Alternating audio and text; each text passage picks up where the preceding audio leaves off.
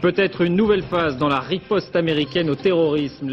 Les hommes et les femmes que vous allez voir sont bosniaques, croates ou serbes. Et voici, pour commencer cette émission, un document provoquant qui illustre bien cette impuissance de l'État. Et la Somalie. La Somalie qui serait la prochaine cible, déclaration de Donald Rumsfeld. Philippe Buffon, notre envoyé spécial à Sarajevo.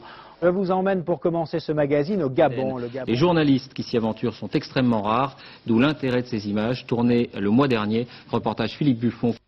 La bande que vous allez voir comprend une quarantaine de membres. Il ne s'agit pas d'une guerre contre l'Afghanistan, mais d'une guerre contre le terrorisme. Un petit peu à l'américaine que ça se passe maintenant à Paris, à l'américaine dans les films policiers. Et on contrôle donc les colis, les valises et les véhicules suspects. S'intensifier, une situation politique toujours très mouvante. Je vous propose à présent une promenade en Extrême-Orient. Restons sur le continent africain avec notre dossier consacré à la lutte contre le terrorisme international. Écoutez Michael raconter son histoire. Mais comme eux, ils sont les rois de la provocation et des bagarres de gradins dans les stades. Le reportage de Philippe Buffon. Outre les opérations en cours en Afghanistan, d'autres pays sont sur la sellette depuis le 11 septembre. Philippe Buffon a travaillé d'une manière clandestine et comme vous le constaterez, il a pris des risques qui n'étaient donc... Mais le journaliste Philippe Buffon a voulu poursuivre plus loin l'enquête. Alors, il s'est retrouvé dans un quartier à l'abandon d'une grande métropole du Nord. Philippe Buffon, bonsoir. Bonsoir. Dans ce document, c'est vrai, il y aura un visage masqué, un nom que vous n'entendrez pas. Philippe, il y a une chose également qui trouble. En un an de guerre en Yougoslavie, 27 journalistes ont été tués. Est-ce que vous avez l'impression que les journalistes sont pris pour cible actuellement? Le combat qui les a jetés les uns contre les autres les a rendus égaux devant la souffrance. Ils sont aujourd'hui victimes de ce que l'on appelle le stress de la guerre. Reportage dans ce pays en proie à une violente guerre civile depuis 10 ans, Philippe Buffon.